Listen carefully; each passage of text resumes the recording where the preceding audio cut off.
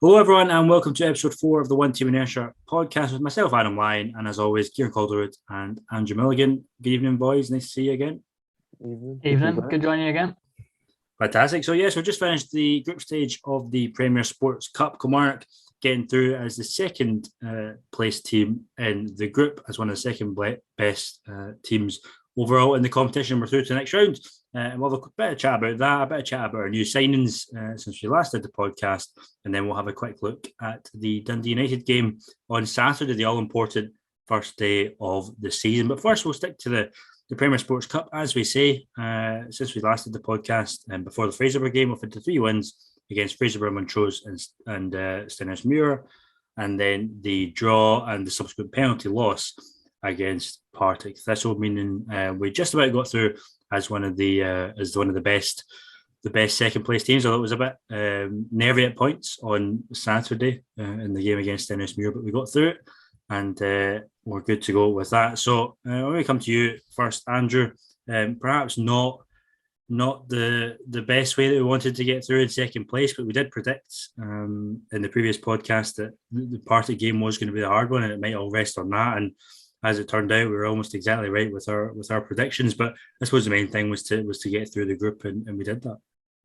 Yeah, I think we all know that was the most important thing coming into the group stage. I mean, as you say, we almost predicted it right. We predicted a penalty victory against Partick Thistle, but of course, in traditional Kilmarnock fashion, we couldn't beat Partick Thistle in a penalty shootout. So yeah, I mean, at the end of the day, the main thing is we are through. Obviously, it's a shame in second place, but even if, I mean, of course, Partick Thistle finished top and they're not seeded anyway. So, I mean, yeah, it would have been nice to come top, and especially if we'd been able to be one of the best tops and get seeded. Perhaps an easier draw. Obviously, we know who we're getting in the next round now. Hearts away. Obviously, we love a trip to Hearts away, but I think we can also admit they're a much better team now than they were in our last visits there. So, obviously, we'll have to wait and see what happens with that one. But in terms of the actual group stage, I think we did not too bad. Obviously, we did highlight Partick Thistle as being a tough one, and that proved to be the case. I think we ended much better than we started it. With that victory against Stenhousemuir, we looked certainly the best we had done. A wee bit poorer late on in the second half, but overall, when you look at the 90 minutes, Stenhousemuir was definitely our best performance out of the other games. Kieran, how would you rank the performances generally across the group stage? Obviously, a lot of chopping and changing, different players coming in. You know, Derek McInnes trying out different formations, different players in different positions. So it wasn't particularly consistent in terms of getting a team that works well together and has got that chemistry. But I think overall, despite that it was quite a big success. I would say, yeah, I have to mirror what Andrew just said there of Stenhousemuir definitely being the shining performance of that group stage. And yeah, I would say that it was a good, Derek McInnes, you were saying there, he didn't really keep a consistent squad. But to a degree, that group stage there, which is an extended pre-season, because it was expected for us to get through either as one of the best seconds or as first place. And we did that, we accomplished that in not comfortable style, but there wasn't too much panic after we gained control in the Stenhousemuir game. But the other matches, it really highlighted, that there isn't like just one way that we can line up this season. Admittedly, the Partick Thistle game was a little bit of a disappointment, but you can't really expect a flawless 4 coming into the start of the season. But the other matches really highlighted just how much we have improved since the championship, I would personally say, especially some of the signings that have been made. I unfortunately wasn't there on Saturday with you to see the Stenhousemuir game, but watching the highlights back and listening to your commentary on it as well, it was quite obvious that Kilmarnock had really stepped up a gear, and you could see like the fluidity, players linking up really nicely to each other, and just players really coming to their own in that match. Admittedly, it was only Stenhousemuir, but as far as it is right now in the season, that's the only thing that we can really go on, that we can really judge. So if we can keep up that kind of level of intensity and performance, I'm feeling a little bit confident going into Saturday. But of course, Dundee United, a whole different kettle of fish, and we'll just have to wait until then. But overall, the group stage I would call a success. Yeah, absolutely. I think me and Andrew picked up on Saturday. The main difference and why we played so well on Saturday, perhaps compared to the other 3 games, was the introduction of certain key players, certain new signings, which we'll come on to in a little bit. But Andrew, overall, over the 4 games, what are your main takeaways from the group stage, whether good or bad? What do we need to perhaps improve on? What were you impressed with across 4 games? I think at the back, still looking a bit shaky, even in that Stenhousemuir game, whereas I was touching on a moment ago, I think, and Kieran agrees there that it was our best game out of the 4. I think still defensively, we looked very shaky at times, and it is, if all due respect to Stenhousemuir, if we'd been against perhaps a Dundee United and played that same way in defence, we could have been in trouble and conceded a lot more than the one goal we did against Stenhousemuir. And that one goal we did concede them, good, excellent free kick, but in terms of the build up to that free kick, really poor defending from Mark all over the place and give away needless foul, and obviously a great free kick in the end. But yeah, defensively need to strengthen up that for sure. In what way, I'm not too sure, but need to find a solution to that as soon as possible. And I think attack has been up and down throughout the campaign, but that Stenhousemuir game looked very good, and I think Kyle Lafferty would have loved that game. The amount of excellent crosses that was coming to the box, that felt like a Kyle Lafferty game where if he was playing, he'd have got 2-3 goals possibly because his position in the box is that good. But obviously we were without him. We'll hope he'll be back this weekend. We'll wait to see what Derek has to say on that. But yeah, I think overall positive campaign, but still a lot to improve on. Hopefully some new signings that will come in between now and the end of the transfer window can help improve that too. Yeah, Kieran, as Andrew touched on earlier, obviously Hearts away in the next round. I think most people have said that's the tie of the round across the whole competition in terms of the actual competitiveness of that game. Obviously, a place we've gone well at in recent years, but as Andrew points out, I don't think Hearts have ever been as good a team, back then as they are now currently. Obviously, just off the back of a season in third, and got European competition to look forward to. So it's going to be a really tough game. But do you think we can make an impact there? Well, it's that way. It's always the classic kind of mindset of anything can go in a cup, anything can happen. We've got to agree with that. Hearts they're in fantastic shape. A little bit shaky towards the tail end of last season. I think when they played Rangers, Rangers fielded a really weak side and absolutely thrashed them. I think it was like 3-1 or 3-0. But you can't really judge them on that. It's the tail end of the season, people getting tired. They had nothing else to play for, whereas now it's the start of a new season. They want to do well. Being in Scotland, the league's already wrapped up with one of the Glasgow sides, you feel. So there is only the cups to play for, and a team like Hearts has to be up there winning silverware, in my opinion. They're easily out with the Old Firm, either the best or second best in the country, so they have to be performing. But not going to write us off because we've done it before. We can do it again. It's only one match, underdog, a little bit of that mentality mixed in with wanting to do good on our first season back after being gone. Just kind of stamping on the fact that we earned that championship title. We earned our promotion back up on our own 2 feet. There was no helping us out there. We did it by ourselves. So trying to carry that momentum on. So definitely, I agree with you, though, Adam. It's the tie of the round. Obviously, you've got the main games for Celtic and Rangers coming up against their teams being shown on Premier Sports. But as you said, in terms of competitiveness, I don't think it gets much better than Hearts against Kilmarnock. And hopefully, we can try and wrangle ourselves up there. But if not, I'm sure we'll manage to find our way up somehow and hopefully see ourselves through into the next round. Yeah, absolutely. And just as Kilmarnock have been busy on the pitch, we've also been busy off it as well. 4 new signings since we last had episode 3 of the podcast. Jordan Jones, Joe Wright, Lewis Neal and Ryan Alebiosu. All 3 of which I think played, certainly in the first half, all 4 of which played in the first half on Saturday. And all you would say, Andrew, have made a pretty big impact so far. Yeah, absolutely, especially the 2 most recent ones. To be honest, obviously, although we only saw 45 and 60 minutes of them, respectively, between Ryan Alebiosu and Jordan Jones, but I think those 2 were definitely the 2 standouts on Saturday.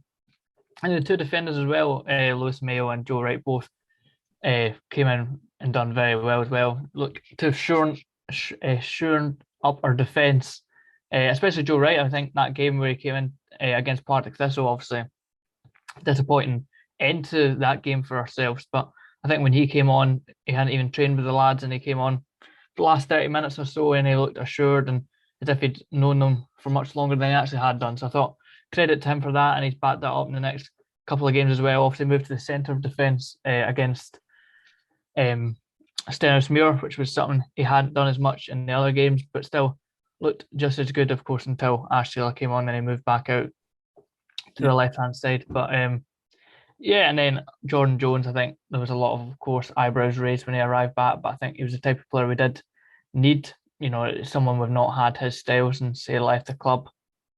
And if he can, add more goals and assists to his game, then we will be laughing, bringing him back, obviously, on loan for this season. And Ryan Alebiosu from Arsenal. Not a lot we knew of, but, Arsenal wouldn't just hold on to him for the sake of holding on to him. There was a few English clubs in the Championship sniffing about him on a permanent deal, but we've thankfully got him on a loan deal. I mean, if that 45 minutes against Stenhousemuir, of course, I know Stenhousemuir, but, not everybody was putting 10 out of 10 performances against Stenhousemuir, but he certainly was, and defensively and especially going forward as well. Of course, won the penalty from his cross as well. So, it looks a real talent, and hopefully more to come from him in the rest of the season. Yeah, absolutely. And from that, I think you covered those four pretty well, Andrew. So we'll head over to the Kieran McInroy #1 fan club, Kieran Calderwood.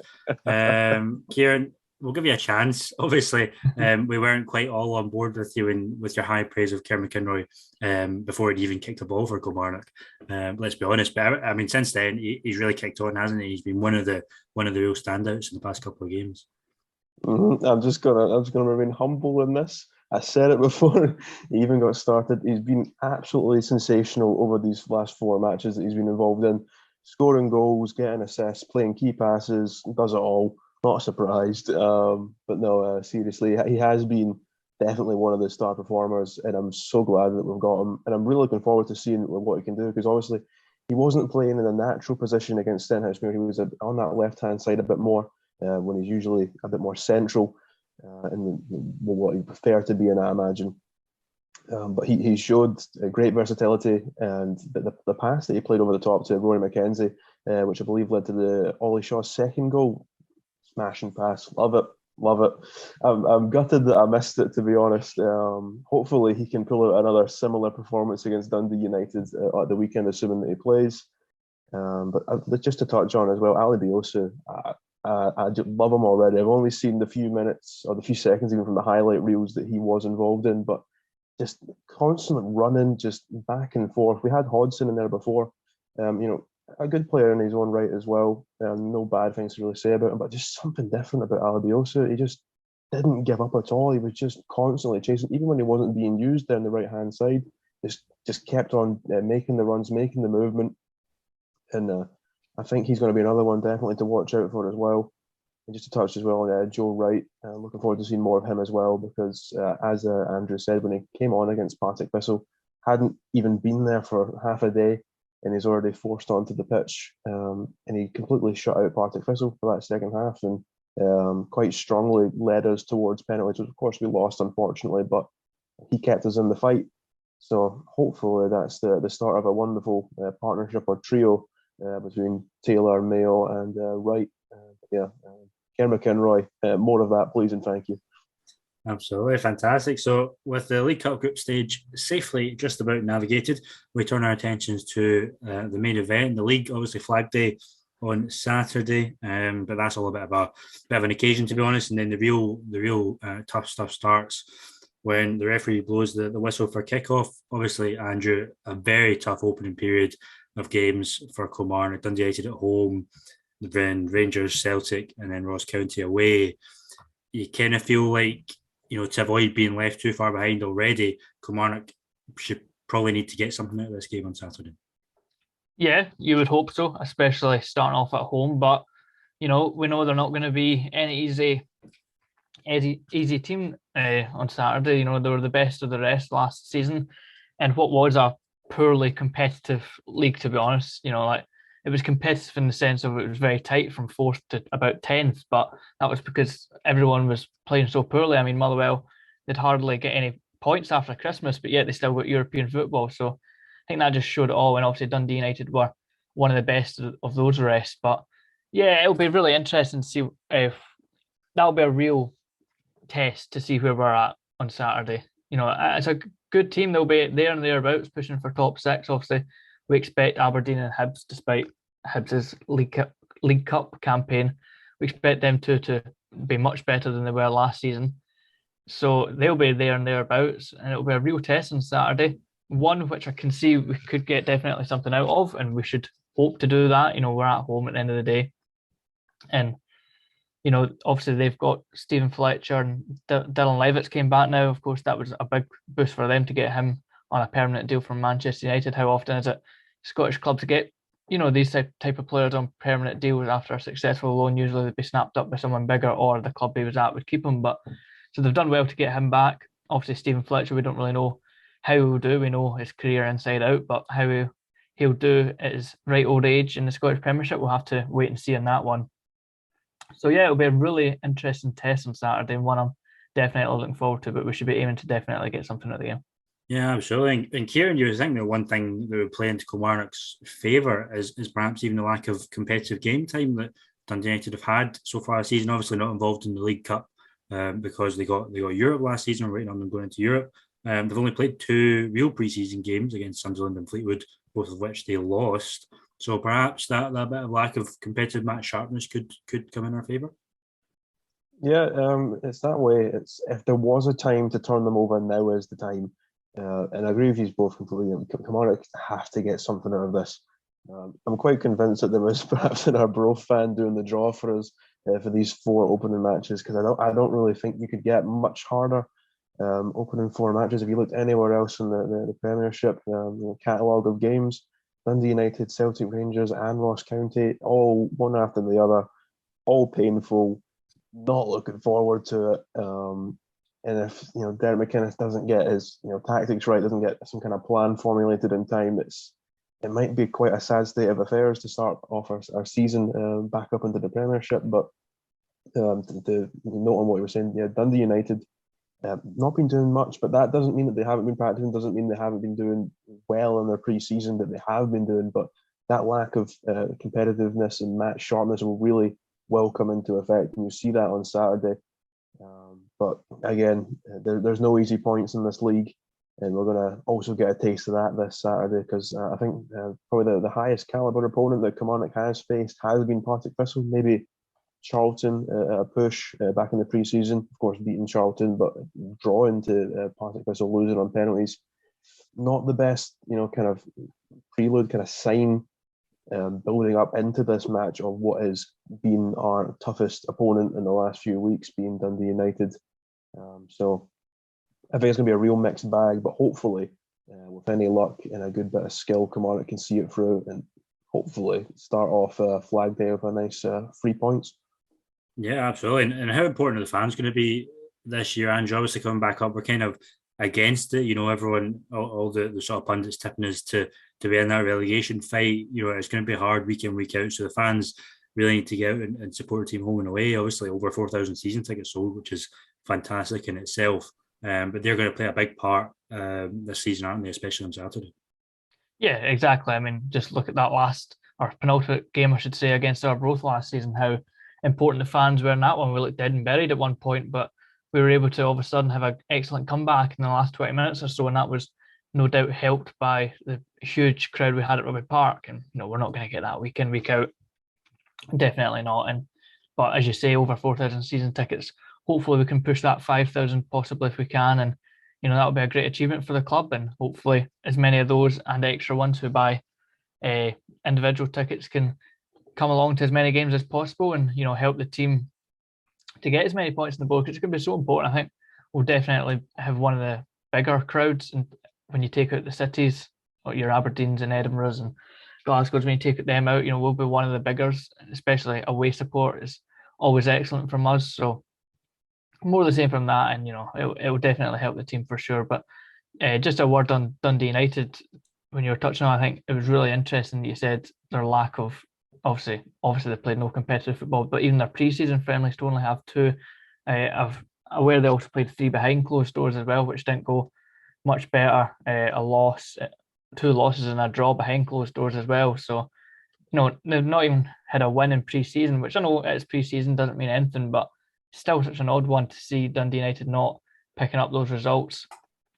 And obviously they've got a huge game a week on Thursday, so the Thursday after our game, where they've got the first leg of the European game. Obviously they don't know their opponent yet, but will they have one eye on that perhaps? Obviously, they want to get their league campaign off to a great start, but they will also have perhaps one eye on that European game that next coming Thursday.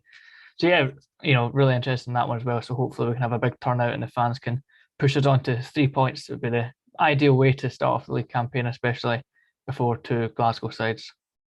Absolutely, certainly would. So with all that in mind, we'll come to the big moment, the predictions for the game, the first of the season with the League Cup, obviously. Kieran, we'll come to you first. What are you thinking? I've got two numbers in my head. I know you're asking for one prediction, but I'm giving you two. I'm going to say either a 2-2 or a 3-2 to Kilmarnock.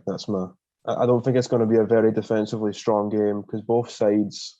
We've seen Kilmarnock in these few matches. They're not defending the best, and obviously Dundee United, if they're losing that many games in pre-season, and they're not really being tested that much with the games that they're practicing, I feel like both back lines are going to be having a bit of a day off.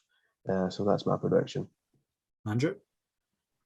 I'll go a bit more reserved. I think Kieran does have a good point with that. Of course, Dundee United lost two keepers in the summer, Trevor Carson and, of course, Benjamin Siegrist off to Celtic. I know they'll have other keepers in as well, but we'll wait to see how they do adapting to the game in Scotland. But I'll go with a 2-1 to Kilmarnock. I think it could easily be a draw as well, but I'll remain optimistic and go 2-1. But I think Kieran has a point. There could also be some leaky defences, so I think Kieran's got a point with that one, but I'll stick 2-1 to Kilmarnock. Yeah, I mean, that's what I was thinking. I was thinking along the same lines as Kieran. I was going to go 3-2 to Kilmarnock as well. Very high scored, as we say. Our defence, as you were pointing out earlier, Andrew, not quite the best throughout the League Cup campaign. So with the two strikers and Stephen Fletcher and Tony Watt, that could be a bit of an issue. And again, if Kyle Lafferty's fit, Ollie Shaw's looking good, like Jordan Jones in there, we could get some goals as well. So I think it'll be an interesting game, no matter what. So I think with that in mind, that's going to do us for tonight, for episode 4. Thank you both for joining us again. No, thank you very much. Yeah, thanks for having us along. Glad to be here. And as always, we'll all be on commentary on Saturday on hbsaradio.com/football. So you can listen in there if you're not going to the game. And then we'll have all the reaction from the game on Saturday night or Sunday. And then we'll have the podcast during the week as well next week. So once again, thanks everyone for watching. You can, as always, listen on either YouTube or Spotify. And we'll see you next time.